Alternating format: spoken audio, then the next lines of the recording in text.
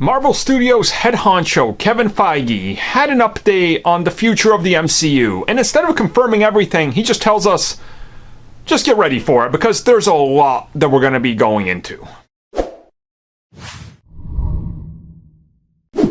So Kevin Feige, clearly he's one of the most dominant forces in Hollywood. Certainly nobody's going to dismiss that, right?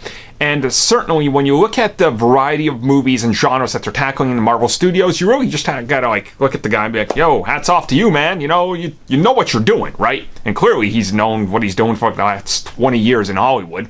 So in a recent interview, when he was specifically asked about the future, the characters we could see, and the whole Fox acquisition, he said, look, we have thousands of characters we would like to and could put on the screen.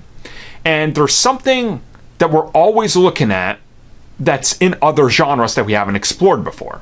And he talks about the cosmic and space genre and how that's going to get further explored. He talks about Doctor Strange and how they've only touched like the tip of the iceberg with that, right? And he talks about, of course, diversity and all that, and how that's going to be an important factor moving forward.